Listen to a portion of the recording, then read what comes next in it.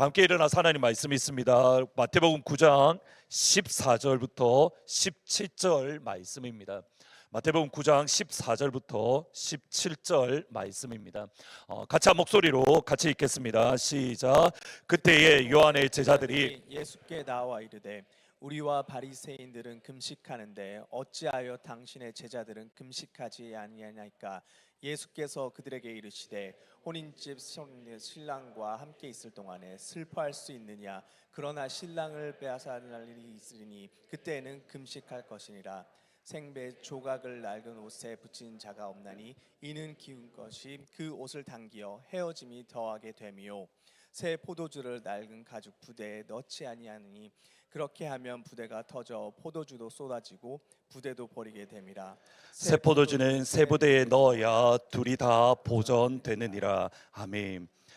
지금 저희 교회는 중요한 변화를 눈앞에 두고 있습니다. 우선은 당장 눈에 보이는 것은 9월 1일 주일부터 예배 시간이 11시로 앞당겨집니다. 그래서 한옥권 예배를 1부 8시 반 그리고 2부 11시 1부와 2부를 연결해서 저희들이 앞으로 9월 1일 주일부터 드릴 예정입니다. 혹시라도 이렇게 지각하시는 분들이 12시 20분에 오면 예배 끝났습니다. 그러니까 기억하시고 9월 1일 날부터는 11시에 예배가 시작된다는 것 기억하시면 좋을 것 같습니다. 교회 시스템적으로 볼 때에 사실 중요한 변화 중에 하나입니다. 그런데 예배 시간의 변경보다는 저 개인적으로 목사로서 더 중요하게 여기는 것이 있습니다. 오늘 광고 시간에 말씀을 드렸는데 앞으로 3부 예배 시간에는 축도가를 한 이후에 여러분들 그냥 그 자리에서 아마 방송실에서 바로 찬양을 틀어줄 겁니다. 그러면 여러분 하나님이 부르시는 마음에 따라서 그 자리에서 기도하시든지 아니면 강단 앞으로 나와서 기도하시든지 여러분 자유롭게 기도할 수 있는 그러한 시간들을 저희들이 만들어 드리려고 합니다. 이 중요한 것은 예수님을 더욱더 만나고 또 하나님과의 만남을 더욱더 경험하기 원하는 분들에게 그러한 영적인 환경을 만들어 드리기 위함입니다.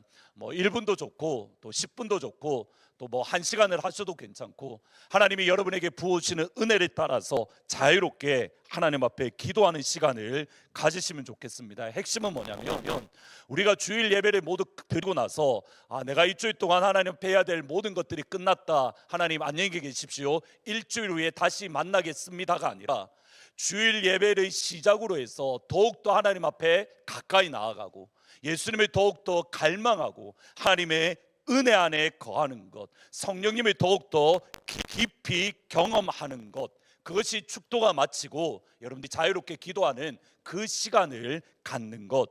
작지만 이 변화가 우리에게 있어서 중요한 이유가 있습니다. 미리 말씀드리면 찬양대에서도 폐회송을 하지 않고 빛과 소금팀에서도 마지막 찬양을 하지 않을 겁니다. 축도 끝나자마자 곧장 방송실에서 찬양을 틀어줄 겁니다. 그러면 내려가서서 교제하실 분들은 교제하시고 하나님이 주시는 마음에 따라 기도하실 분들은 기도하시면 됩니다. 근데 이것이 중요한 이유가 로마서 이번 주 수요일부터 저희들이 로마서를 공부할 것인데 로마서는 하나님께서 부흥의 시간대마다 사용하셨던 말씀입니다. 가깝게는 작년에 에즈베리 부흥 때 첫 시작이 뭐냐면 로마서의 말씀으로 부흥이 시작되었습니다. 지금 보시면 분이 뭐냐면 자크 미어크립스 목사님인데 이 목사님이 에즈베리 대학교에서 채플이 기독교 대학이다 보니까 매주마다 채플이 있는데 그 채플 시간에 실천하는 사랑이라는 주제로 로마서를 설교했고 그 핵심이 뭐냐면 예수 하나님의 사랑입니다. 한번 여러분 들어가셔서 지금도 온라인으로 있으니까 들어보시면 좋을 것 같습니다. 내용은 대략 이런 내용입니다. 하나님의 사랑을 경험하면 내가 하나님의 사랑이 되고 하나님의 사랑을 흘려보낼 수 있습니다. 부산말이다 보니까 제가 이게 말을 못 알아들으실 수가 있는데 하나님의 사랑을 내가 경험하면 Experience God's love, I become God's love. 하나님의 사랑을 경험하면 내가 하나님의 사랑이 되고 따라서 내가 하나님의 사랑을 흘려보낼 수 있습니다. 그러면서 하는 말이 이겁니다. 여러분의 학교에 하나님의 사랑이 필요합니다. 여러분의 엄마와 아빠가 하나님의 사랑이 필요합니다. 터키 땅에 그리고 시리아 땅에 하나님의 사랑이 필요합니다. 여러분이 하나님의 사랑이 되어 그 하나님의 사랑을 흘려 보내십시오. 그러면 하나님이 여러분을 다시 채워 주실 줄 믿습니다. 이것이 목사님의 설교의 내용입니다. 그러면서 맨 마지막 부분에 시니어들이 이제 석 달 정도 남은 졸업을 석 달 남둔 그런 졸업생들에게 이렇게 권면을 합니다. 여러분이 하나님의 사랑을 배우기 전에는 학교를 떠나지 마십시오. 여러분들이 앞으로 졸업을 앞두고 있으나 졸업이 중요한 게 아니라 하나님의 사랑을 여러분들이 경험하는 것이 더 중요합니다. 여러분, 하나님의 사랑을 배우기 전에, 하나님의 사랑을 경험하기 전에는 학교를 떠나지 마십시오. 이렇게 권면한 목사님의 말씀대로 예배가 끝나고 학생들이 수업을 가지 않고 또는 운동하러 짐에 가지 않고 여전히 채플에 남아 있었던 20명의 대학생들, 대부분의 학생들이 다 떠났습니다. 다 떠나고 하나님의 사랑을 갈급하며 하나님의 사랑을 경험하기 원했던 20명의 대학생들에게 그 시간 그곳에 하나님의 사랑이 부어진 바 되었습니다. 로마서 5장 5절 말씀처럼 소망이 우리를 부끄럽게 하지 아니함은 우리에게 주신 성령으로 말미암아 하나님의 성령이 우리에게 부어진 바 됩니다. 하나님의 성령이 우리 마음에 부어진 바 됩니다. 여러분, 이것이 작년 3월 1월 달에 있었던 에즈베르 부흥의 첫 시작입니다. 부흥의 역사를 가만히 보면 크게 두 가지 원리 또는 두 가지 내용이 있는 것을 보게 됩니다. 하나는 부흥의 내용이고 두 번째는 부흥의 형식입니다. 부흥의 형식에 대해서는 다음 주 주일날 한 번 더 말씀을 드릴 겁니다. 오늘은 그 부흥의 내용, 오늘 예수님의 말씀대로 새 포도주도 필요하고 그 새 포도주를 담는 새 부대도 필요합니다. 둘 다 필요합니다. 새 포도주도 필요하고 새 부대도 필요하고, 오늘은 새 포도주에 대해서 말씀을 나눌 것인데 그 새 포도주는 다름 아닌 하나님의 사랑입니다. 오늘 첫 번째로 저희들이 생각할 것이, 한번 파워포인트를 열어주시면, 하나님의 사랑을 경험하면 새로운 시대가 열립니다. 하나님의 사랑을 경험하면 새로운 시대가 시작될 수 있습니다. 오늘 본문의 말씀은 세례 요한의 제자와 예수님 사이의 논쟁인데, 먼저 14절에 보시면 이렇게 말씀합니다. 그때에 요한의 제자들이 예수께 나와 이르되 우리와 바리새인들은 금식하는데 어찌하여 당신의 제자들은 금식하지 않습니까? 지금 14절부터 17절까지는 금식에 대해서 예수님과 바리새인들 간의 논쟁 또는 대화입니다. 근데 이 대화의 배경이 언제냐면 14절 첫 번째, 그때에, 토테, then, at that time, 그때의 요한의 제자와 예수님 사이에 논쟁이 있었다. 따라서 14절부터 17절까지 이해하려면 그때에 어떤 일이 있었는가를 바라보는 것이 중요합니다. 그때 있었던 일은 예수님이 마태를 선택하시고 마태를 제자로 불러주셨던 사건입니다. 예수님 당시에 이렇게 로마가 유다를 정복해 있었습니다. 근데 로마의 정책 중에 하나가 뭐냐면 지역별로 1년 동안 너희들이 세금을 이만큼 내야 된다라고 이렇게 직접 지정을 해 주었습니다. 팔레스틴 전역에 걸쳐서 세금을 1년에 얼마를 내야 되냐면 금 1000달란트를 내야 됩니다. 그 가운데에 특별히 갈릴리와 베레아라는 지역에는 금 200달란트를 로마 정부에 세금으로 바쳐야만 되었습니다. 이 일을 누가 감당했냐면 세리들이 감당을 했는데, 여기서 문제가 생긴 겁니다. 생각을 해보면 됩니다. 로마 정부에 200달란트를 바치니까 200달란트를 거두고, 그리고 그 일을 하는 세리들의 월급, 그리고 세금을 거두면서 사용되어지는 행정 비용들, 이런 것들을 종합해서 적당히 거두면 되는데, 적당히 거두는 것이 아니라 말 그대로 탈취를 하는, 말 그대로 도둑질하는 모습들이 있었기 때문입니다. 예를 들어서 400달란트를 세금으로 강제로 징수하고 200달란트는 로마 정부에 내고 나머지 200달란트는 세리들이 가져가고 또 그들에게 관리하는 부패한 관료들이 가져갔습니다. 로마 정부의 입장에서는 200달란트를 받으면 되니까 그렇게 간섭하지 않았습니다. 따라서 이 당시에 세리라는 직업은 장점은 뭐냐면 돈을 진짜 많이 벌었습니다. 자기들 마음대로 세금을 징수할 수 있기 때문에, 그러다 보니 돈은 많이 벌었습니다. 반면에 유대인의 관직쯤이라는 입장에서 보면 부끄럽고 수치스럽고 감추고 싶었던 직업입니다. 오죽하면 이 당시에 유대인들의 문헌에 미드라시라는 문헌에 보면 세리들이 가난한 사람들에게 돕기 위해서 주었던 돈은 저 사람이 돈데 세리가 낸 돈 되냐? 준 돈이야? 나는 굶어 죽어 있지언정 세리가 주는 돈은 나는 안 받을 거야. 저 돈을 받느니 나는 오늘 굶어 죽을 거야. 그 정도로 세리들을 미워했습니다. 그리고 혹이라도 세리와 이렇게 부딪히기라도 한다면 하나님 앞에 부정한 사람이다라고 여길 정도로 세리들을 악한 사람, 죄인으로 여겼습니다. 여러분, 이런 관점에서 마태복음과 마가복음, 누가복음을 비교해 보면 재미난 것을 발견하게 됩니다. 먼저 저희들이 기억할 것이, 여러분 마태복음 누가 썼습니까? 마태복음은 저는 답을 가르쳐 드립니다. 마태복음은 마태가 썼습니다. 마가복음은 마가가 썼습니다. 누가복음은 누가가 썼습니다. 사도행전은 누가가 썼습니다. 사도라고 말하시면 안 됩니다. 보시면 마태는 마가가 썼고 누가는 누가가 썼고 마가복음은 마가가 썼습니다. 여러분, 이것을 기억을 하고 방금 읽었던 말씀을 비교해 보면, 파워포인트 열어주시면 마태복음 9장 9절에서는 마태복음은 마태가 썼습니다. 그러면서 하는 것이, 예수께서 그곳에 떠나 지나가시다가 마태라 하는 사람이 세관에 앉아 있었다. 마가복음과 누가복음에는 이렇게 기록되어집니다. 누가복음은 제가 썼는데 레위라 하는 세리가 세관에 앉아 있었다. 마가복음에는 알페오의 아들 레위가 앉아 있었다라고 기록을 하고 있습니다. 그러니까 마태복음에만 마태라고 이야기를 하고 마가복음, 누가복음에는 레위라는 이름을 사용을 합니다. 이것이 왜 그럴까? 여러 학자들이 주석을 쓰는데 그 가운데에 흥미로운 주석이 있습니다. 마가와 누가는 마태의 부끄러운 과거 또는 마태의 숨기고 싶었던 과거를 들춰내는 것이 조심스러웠다는 겁니다. 일면 이해가 되어집니다.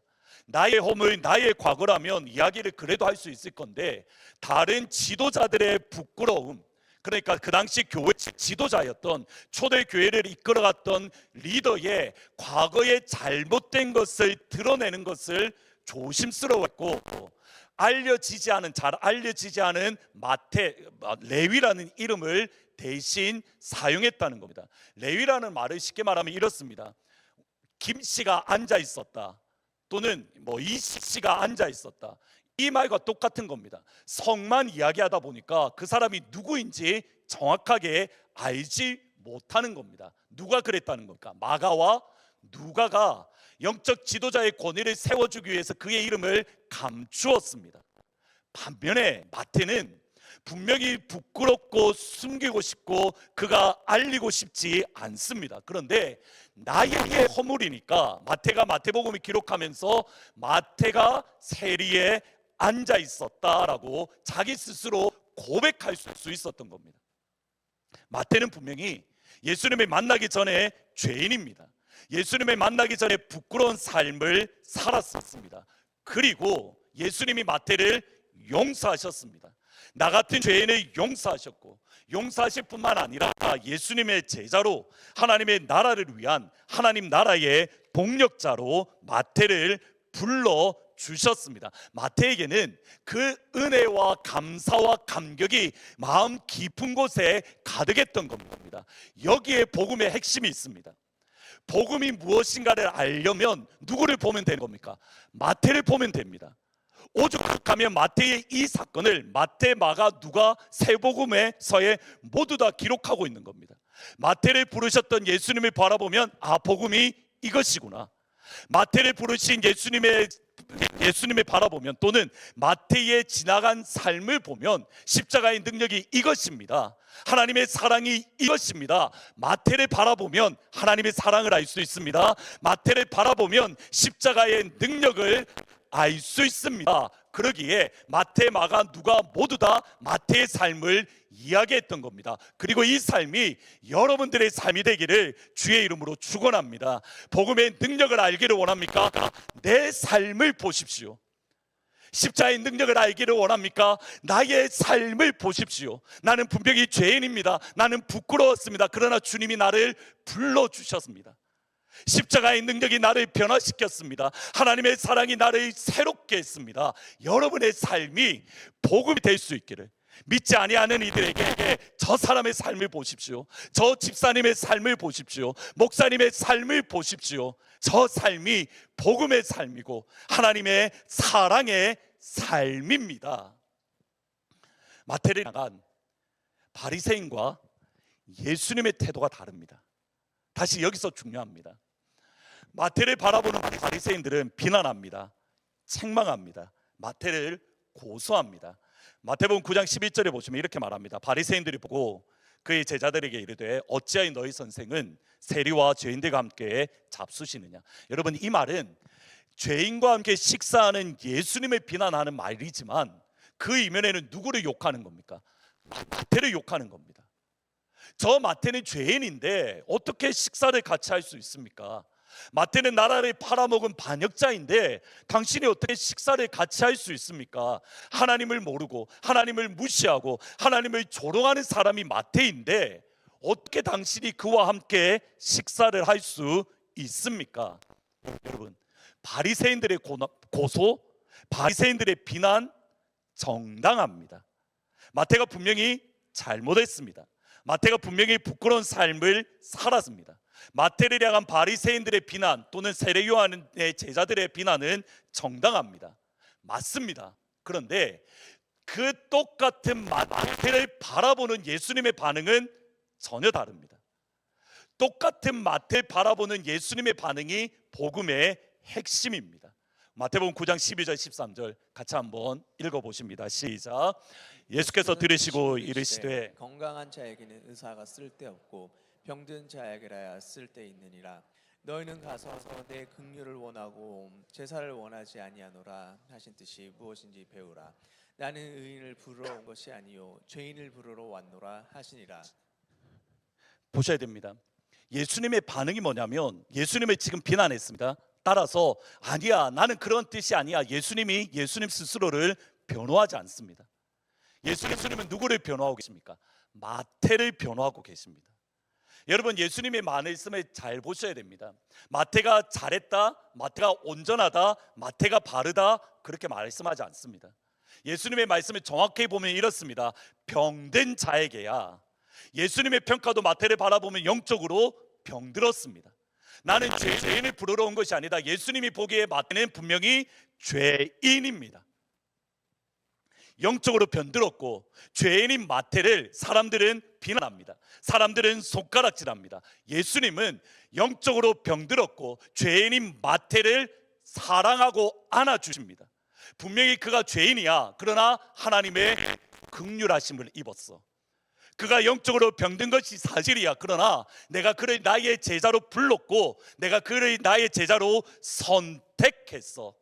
하나님의 은혜 안에 있는 마태를 예수님은 보호하시고 변호해 주십니다. 이것이 복음입니다.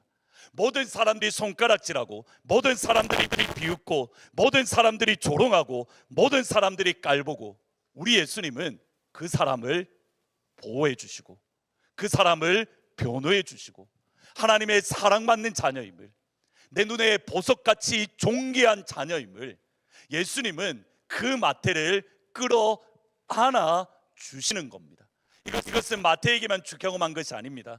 마태를 포함한 예수님의 제자들이 경험한 것이 죄인이고 연약하지만 보호해 주시고 안아 주시는 하나님의 사랑입니다. 여러분, 이것이 9장 14절 금식 논쟁의 핵심입니다. 9장 14절에 보시면 이렇게 말합니다. 그때에 요한의 제자들이 예수께 나와 이르되 우리와 바리새인들은 금식하는데 어찌하여 당신의 제자들은 금식하지 않습니까? 여러분, 요한의 제자들과 바리새인들이 하는 말이 예수님의 제자들이 향한 말이 정당합니다. 우리는 금식하는데 왜 당신의 제자는 금식하지 않습니까? 여러분, 이 말의 의미를 알려면 이 당시에 금식이라는 것이 무엇을 뜻하는가를 아실 필요가 있습니다. 예수님 당시에 유대인들은 만약에 하나님을 사랑하고 또 하나님의 은혜 안에 살기를 원했던 유대인은 세 가지를 집중했습니다. 첫 번째로는 기도에 집중을 했고, 두 번째로는 구제에 집중했고, 나머지 세 번째가 금식입니다. 그래서 마태복음 6장에 보면 예수님이 구제와 금식과 기도에 대해서 설명하는 이유가, 이 당시 유대인들은 이 세 가지를 하나님의 경건한 사람, 하나님의 사람이라고 한다면 지켰기 때문에, 특별히 금식과 관련해서는 우리가 예수님의 제도를 믿는다라고 하면 이 당시에 유대인들은 월요일과 목요일 일주일에 이틀을 금식했습니다. 여러분, 금식이라는 것은 저도 참 아멘하기 힘든데, 금식은 여러분의 영적 훈련을 위해서 중요한 영적 훈련 중에 하나입니다. 하나님, 여러분이 금식하는 것을 기뻐하십니다. 아멘 하기 힘드시죠? 금식하라 말 안 할 테니까 한번 아멘 하시면 됩니다. 금식은 하나님이 여러분에게, 마태복음 6장에 봐도 그렇습니다. 금식은 하나님이 기뻐하시는 영적 훈련 중에 하나입니다. 예수님도 명령하십니다. 리차드 포스트 목사님이 쓰신 영적 훈련과 성장이라는 책이 있습니다. 여러분들의 신앙이 성숙하기 위해서 어떻게 해야 되는가 한번 읽어보시면 많은 영적인 유익들을 얻을 수 있습니다. 그 영적 성숙을 위해서 우리에게 필요한 것 중에 하나가 금식인데, 이 책에 이러한 내용이 나옵니다. 1756년에 영국이 프랑스의 침략을 받을 위기에 처했습니다. 그때에 영국 국왕이 선포합니다. 영국에 있는 모든 사람들은 기도하시고 금식하십시오. 이때의 목사님이었던 존 웨슬리 목사님이 2월 6일자 일기에 이렇게 써놓았습니다. 이 금식의 날은 영광스러운 날이었다. 왕족으로 돌아간 이후에 런던에서 보기 드문 날이었다. 런던의 모든 교회가 초만원을 이루었다. 모든 사람들의 얼굴에는 엄숙함이 있고 하나님이 기도를 들으신다고 믿으며 우리에게 평강이 다가오고 있음을 그들은 믿었다. 국가적인 위기 가운데에 영국 국왕이 금식을 선포합니다. 영국 국왕이 기도를 선포합니다. 영국에 있는 모든 백성들이 하나님의 교회에 나와서 하나님 앞에 금식하며 기도하며 간구했습니다. 그리고 나서 이후에 시간이 지나고 존 웨슬리 목사님이 그때 일기에 조그마한 글자를 이렇게 써두었습니다. 프랑스의 침공 위협을 받게 됨으로, 막을 수 있게 됨으로 겸허한 행동, 금식은 국가적인 기쁨으로 변했다. 하나님 앞에 나와 나라와 민족을 가슴에 안고 주님 앞에 나와 금식하며 기도할 때에 하나님은 그 금식과 기도를 변화시켜서 기쁨으로 하나님이 새롭게 해주는 은혜가 있었다라고 고백합니다. 여러분, 국가와 국가적인 위기 때에 기도와 금식을 하면 하나님이 은혜를 부어 주십니다. 성경에 얘가 분명히 있습니다. 에스더는 유대인이 전멸당할 위기에 금식하며 기도하며 나아갔습니다. 내가 죽으면 죽으리라. 그는 기도하고 금식하고 왕 앞에 나아갔습니다. 이 당시에 왕의 암살을 워낙 많이 당하니 왕이 먼저 부르기 전에 왕 앞에 함부로 나아가면 그들은 그 즉시 그 자리에서 사형에 처하게 되었습니다. 그 정도로 암살이 많았습니다. 심지어 왕비라 하더라도. 이러한 가운데서 에스더가 하는 고백이 이겁니다. 나를 위해서 금식하십시오. 나도 금식하겠습니다. 금식이 끝나고 내가 왕 앞에 나아가겠습니다. 죽으면 죽겠습니다. 나라와 민족이 전멸당할 그 위기에 금식하고 주님 아수레로 왕에게 나아갔습니다. 그때 일어났던 일이 에스더 5장 2절입니다. 여러분, 에스더 5장 2절을 정말 간절한 마음으로 이 구절을 읽으면서 여기에 있는 은혜를 주십시오라고 기도하면서 읽으면 그대로 이루어질 줄 믿습니다. 5장 2절 말씀 같이 한번 읽어봅니다. 시작. 왕은 에스더가 뜰에 선 것을 본즉 매우 사랑스러움으로 손에 잡았던 금규를 그에게 대미니 에스더가 가까이 가서 금규 끝을 만진지라. 여러분, 금식할 때에 어떤 일이 일어나는지 보이십니까? 에스더가 금식하고 왕 앞에 나아갔습니다. 그러니까 어떻게 되었나요? 보시기에 매우 사랑스러웠다라고 이야기를 합니다. 금식의 2차적인 효과가 뭐냐면 금식하면 얼굴이 예뻐집니다. 금식하며 얼굴이 미남이 될 줄 믿습니다. 성경에 보면 한나가 그랬습니다. 한나가 그의 마음을 쏟은 이후에 정확하게 성경이 이렇게 말합니다. 그의 얼굴이 그에게 있지 않더라. 성형수술을 했다는 겁니다. 성형수술 하지 마시고 플라스틱 서전에 가지 마시고 교회 나와서 금식하면 하나님이 여러분의 얼굴을 고쳐주실 줄 믿습니다. 여러분의 눈도 쌍꺼풀 수술도 해주실 것이고, 아멘. 예. 하나님께서 여러분의 연약한 부분에 얼굴에 빛을 만들어 주실 줄 믿습니다. 팬데믹 전에 요즘도 한 번씩 하는데 고난주간에 일주일에 딱 금식을 했던 적이 있습니다. 물만 딱 먹고 일주일 내내 금식했던 적이 있습니다. 그래서 금요일날 금요 예배를 드리러 왔는데, 그때 권사님들 집사님들이 저한테 하시는 말씀이 이겁니다. 목사님, 뭘 먹었길래 얼굴에 빛이 나고 이렇게 쌩쌩합니까? 일주일 동안 굶어서 잠도 못 잔 저에게 하셨던 말씀이 이겁니다. 제가 얼굴에 빛이 나면 그 주간은 금식한 주간입니다. 이 은혜가 여러분에게도 있을 줄 믿습니다. 헌금을 성형수술한테 헌금하지 마시고 하나님 앞에 헌금하고 금식하고 하나님이 새롭게 하는 은혜를 경험하시면 좋을 것 같습니다. 근데 보셔야 됩니다. 금식하며 기도하고 죽을 각오로 왕을 만났습니다. 나라가 망할 수 있는 위기 가운데 금식하며 기도했습니다. 하나님이 어떻게 하십니까? 한 방에 역전시킵니다. 에스더가 내가 금식하며 왕 앞에 나아갔을 때에 죽으면 죽으리라, 왕이여 이 나라를 살려주십시오. 왕에게 먼저 간구한 것이 아니라 하나님 앞에 나아가 기도하고 왕 앞에 간구하니 하나님께서 그 마음을 새롭게 하며 망할 위기에 있던 나라가 회복되어지고 치유되는 역사가 일어났습니다. 여러분, 제가 이것을 말씀드리는 이유가 있습니다. 2024년 7월 미국을 살아가는 저와 여러분은 하나님 앞에 금식하며 기도할 때입니다. 11월 달에 미국 대통령 선거가 있습니다. 여러분, 간절하게 기도하셔야 됩니다. 하나님을 사랑하고 국민을 사랑하는 대통령, 하나님을 두려워하고 국민을 두려워하는 대통령, 그러한 하나님의 기름 부으심이 있는 하나님의 사람이 세워지도록 하나님의 백성들은 기도하고 금식하고 대통령을 위해서 간구하는 자리에 서야 됩니다. 여러분, 그것이 그리스도인으로서 마땅한 본분입니다. 하나님 앞에 나와 기도하셔야 됩니다. 대통령의 리더가 잘못 서면 나라가 망합니다. 대통령이 잘못 서면 특별히 미국의 대통령이 잘못 서면 전 세계가 어지럽습니다. 그러기에 저와 여러분은 하나님 앞에 나와 금식하며 기도하며 하나님의 사람이 세워지도록 하나님을 사랑하고 하나님의 기름 부으심이 있는 믿음의 사람이 세워지게 해달라고 지금부터 기도하셔야 될 줄 믿습니다. 한국 역시 마찬가지입니다. 일부 예배 때 이 말씀을 드리니 크게 아멘을 안 하시는데, 개인적으로 저는 믿습니다. 그렇게 저는 생각합니다. 미국과의 동맹 중요합니다. 우방 국가와의 관계를 든든히 세우는 건 너무 중요합니다. 근데 더 중요한 게 있습니다. 하나님과의 관계는 더 중요합니다. 미국이 백날 천날 보호해봤자 의미 없습니다. 하나님이 문 열어놓으면 끝나는 겁니다. 누가 진짜 나라를 지켜줍니까? 하나님이 대한민국을 지켜줍니다. 하나님이 대한민국을 생명사기로 보호하시면 김정은이 핵폭탄 1000개, 10,000개를 만들어 보라 하십시오. 한국 안 망합니다. 네. 하나님 없이 미국을 붙들면 한국은 망합니다. 하나님이 먼저입니다. 하나님이 먼저입니다. 성령 하나님이 우리나라를 지켜주시는 겁니다. 그러기에 금식하며 기도하는 자리, 그것이 금식의 능력입니다. 두 번째 금식의 능력은 하나님이 하늘 문을 열어주십니다. 찰스 스펄전 목사님이 이렇게 말합니다. 우리가 성전에서 금식하며 기도하던 그때에는 정말 귀한 날이었다.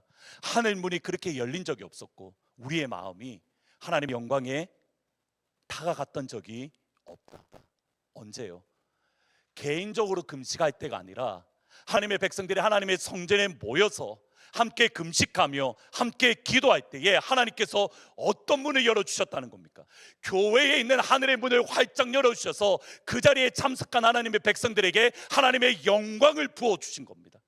하나님의 하늘 문을 경험하기를 원하신다면 하나님 앞에 나와 금식하며 기도하며 하나님 앞에 부르짖으면 그때의 하늘 문이 열리고 하나님께서 여러분의 삶에 막혀있는 담을 활짝 열어주실 줄 믿습니다. 지난 주일날 설교를 기억하십시오. 예수님은 다윗의 열쇠를 가졌습니다. 예수님이 열면 닫을 사람이 없습니다. 예수님이 닫으면 열 사람이 없습니다. 그 하나님과의 관계가 하늘 문이 열릴 때에, 하늘 문이 열릴 때에 여러분 가운데에 닫혀있는 문들이 열려지는 것이고, 원수를 향하여 열려있던 문들이 닫혀있음에 안전하게 되는 역사가 일어날 줄 믿습니다. 기도와 금식할 때에. 여러분, 이런 배경에서 요한의 제자들이 했던 말은 이렇게 해석이 되어지는 겁니다. 9장 14절 말씀. 그때 요한의 제자들이 예수께 나와 이르되 우리는 금식하는데 왜 당신의 제자는 금식하지 않습니까? 여러분, 이 말의 뜻이 무엇입니까? 지금 로마에 의해서 우리가 억압받고 있습니다. 금식하면 하나님이 우리에게 응답을 주시는데 왜 당신들은 하나님 앞에 나아가 금식하지 않습니까? 당신들은 왜 나라와 민족을 위하여 금식하며 기도하지 않습니까? 금식하며 기도하며 하나님이 열어주시는데, 하나님이 치유하시는데, 하나님이 회복하시는데, 나라를 사랑한다면서요, 하나님을 사랑한다면서요, 왜 당신들의 제자들은 기도하지 않습니까? 바리새인들의 질문, 바리새인들의 책망 좋은 겁니다. 잘못된 게 아닙니다.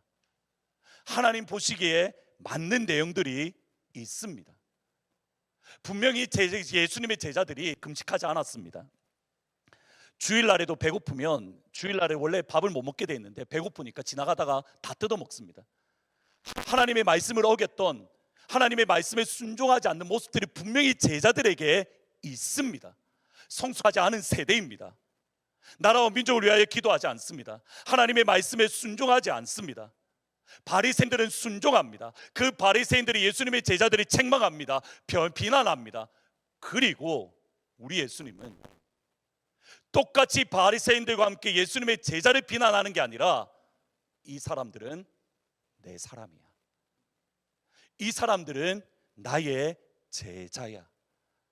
예수님도 인정하십니다. 맞아, 믿음 없는 거 맞아, 연약한 것도 맞아. 그러나 내가 부른 나의 사람이야.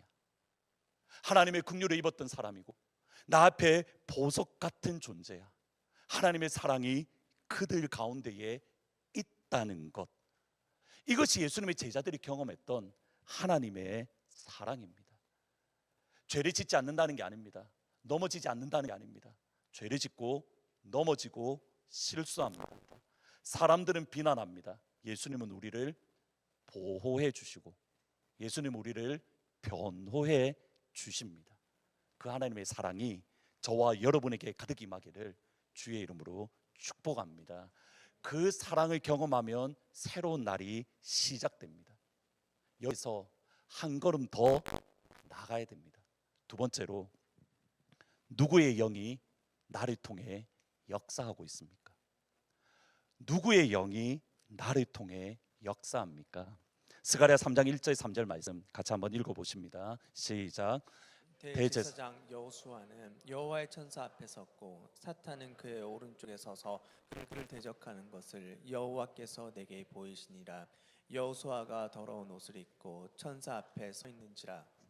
여러분, 이 말씀을 잘 보셔야 돼요. 3장 1절부터 나중에 집에 가셔서 5절까지 쭉 읽어보시면, 마지막 장까지 읽어보시면 이렇습니다. 지금 등장인물이 누구냐면 대제사장 여호수아입니다. 근데 대제사장 여호수아가 어떤 상태냐면 더러운 옷을 입고 있습니다.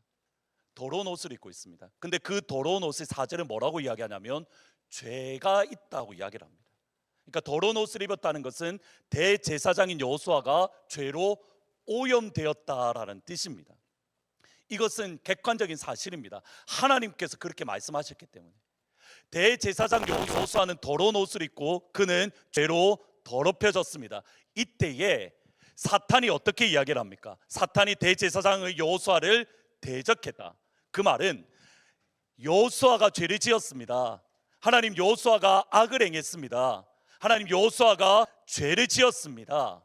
끊임없이 여호수아를 향하여 정죄하고 비난하고 그의 영혼을 무너뜨리려고 합니다. 정확하게 이렇게 됩니다. 사탄이 그를 대적했다라는 이 말은 히브리어로 읽으면 이렇습니다. 사탄이 사탄하다입니다. 히브리어로 읽으면 딱 이렇습니다. 사탄이 사탄하다. 여러분 지금 사탄이 하는 말이 잘 보셔야 됩니다.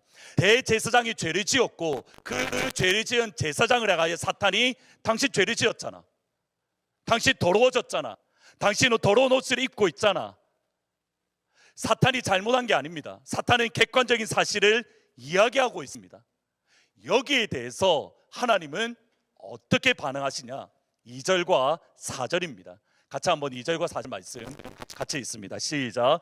여호와께서 사탄에게 이르시되 사탄아, 여호와께서 너를 책망하노라. 예루살렘을 택한 여호와께서 너를 책망하노라. 이는 불에서 꺼낸 그슬린 나무가 아니냐 하실 때 여호와께서 자기 앞에 선자들에게 명령하사 그 더러운 옷을 벗기라 하시고 또 여호수아에게 이르시되 내가 내 죄악을 제거하여 버렸으니 내게 아름다운 옷을 입히리라 하시기로. 지금 이 상황을 3장 1절부터 4절까지만 보셔야 됩니다. 대제사장이 여기 앞에 있습니다. 대제사장 옆에서 사탄이 고발합니다. 사탄이 정죄합니다. 비난합니다. 당신 죄를 지었잖아, 거짓말했잖아, 하나님 앞에 악을 행했잖아. 그 모습을 바라보신 하나님이 변호해 주십니다. 아니야, 그의 죄악을 깨끗하게 해놓으라. 내가 그에게 새로운 옷을, 정결한 옷을 입혔노라. 분명히 죄를 지었던 대제사장을 향하여 사탄은 사단합니다. 하나님은 그 대제사장을 변호해 주시고 그에게 거룩한 옷, 깨끗한 옷을 입혀주십니다. 이게 뭐라고 이야기했습니까? 복음입니다. 하나님의 사랑입니다. 그런데 여기에 멈추었습니다. 근데 성경에 다시 한번 보시면 여기에서 한 걸음 더 나아갑니다. 그게 5절입니다. 5절 말씀 같이 한번 읽어봅니다. 시작.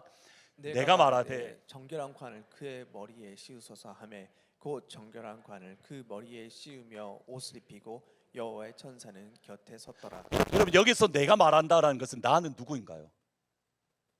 저는 다 적어 놓습니다. 분명히 스가랴 선지자입니다. 하나님이 말한 게 아니라 스가랴 선지자입니다. 그러면 지금까지 등장인물이 총 몇 명인가요? 4명입니다. 대제사장 여호수아가 있습니다. 여호수아를 고소하는 사탄이 있습니다. 여호수아를 변호하는 하나님이 계십니다. 그리고 누가 있나요? 제사장, 선지자, 스가랴가 있습니다. 여러분 스가랴 대제사장이 죄를 지은 걸 알았을까요? 몰랐을까요? 1절에 보면 알았습니다. 하나님이 대제사장 여호수아가 죄를 지은 것을 내게 보이시니라. 그러면 대스가랴는 어떻게 해야 되는 겁니까? 하나님, 대제사장인데 죄를 지었습니다. 저 사람 망하게 하셔야죠. 하나님 심판하셔야죠. 스가랴는 이렇게 하지 않았습니다. 마귀의 편에 서서 대제사장이 죄를 지은 것에 대해서 같이 비난하고 책망하는 게 아니라 하나님 편에 서서 하나님, 대제사장이 죄를 지었습니다. 그러나 주님, 그에게 정결한 관을 씌워 주십시오. 하나님 편에 섰습니다.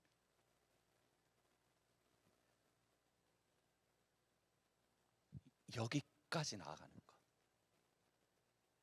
우리는 내가 하나님의 사랑을 경험하고 하나님께서 나를 용서하셨다 여기에 머무르는데 그 다음에 여러분들의 반응이 중요합니다. 하나님께서 나를 용서해 주셨습니다. 누군가에게 죄가 지은 것을 보입니다. 마귀의 편에 서서 마귀와 같이 사탄이 사탄하는 자리에 서십니까? 아니면 하나님처럼 대제사장이 죄를 지은 것을 알지만 그를 변호하는 자리에 서십니까? 능력의 근원이라는 책이 있습니다. 이 책을 제가 언제 읽었냐면 저희 단기 선교팀은 모르시겠지만 멕시코 가서 읽었습니다. 가지고 가서 읽었던 책 중에 하나인데 이 책을 읽으면서 참 감사했던 게 정말 하나님 우리 교회에 이런 일들이 일어나면 좋겠습니다라고 정말 기도했던 내용 중에 하나입니다. 이 책이 누구냐면 토미 테미 목사님과 그의 아버지 T.F. 테미 목사님이 같이 쓴 책입니다. 그러면서 제 마음속에 하나님 이 축복을 주십시오. 우리 교회의 아빠와 아들이 함께 믿음의 서적을 책을 적는 일들이 우리 교회 가운데 있기를 원합니다. 엄마와 아들이 믿음에 대해서 같이 쓰는 일들, 성령 하나님의 역사에 대해서 같이 책을 쓰는 일이 우리 교회 가운데 있기를 원합니다. 이 감동이, 이 마음이 생겼습니다. 주님의 이름으로 축복합니다. 여러분의 딸과 여러분의 아들과 부모님이 우리를 지키시고 보호하신 하나님에 대해서 함께 책을 쓰는 일 저한테 가져오십시오.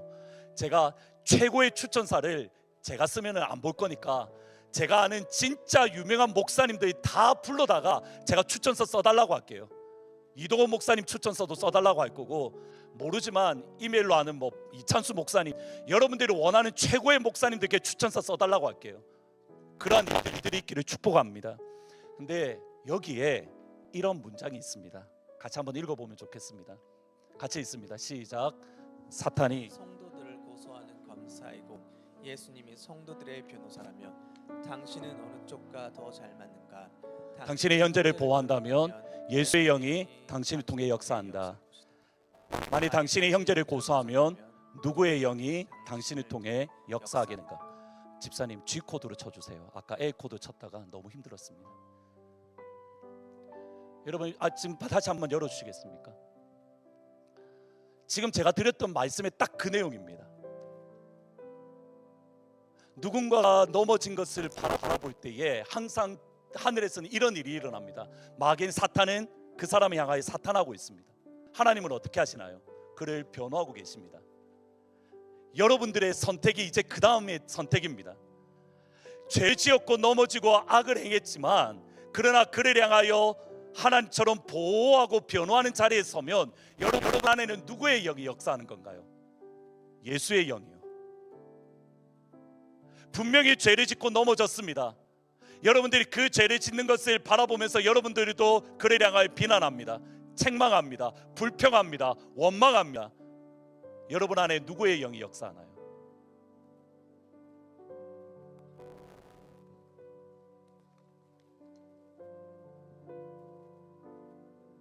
목회자로서 이 자리에 서는 게, 일부 예배 때도 말씀을 드렸는데, 목사님 맨날 그렇게 고함치면서 그렇게 안 보입니다라고 말씀하실 수 있겠지만, 여러분 제가 창세기부터 요한계시록까지 제가 이 말씀을 다 지킬까요?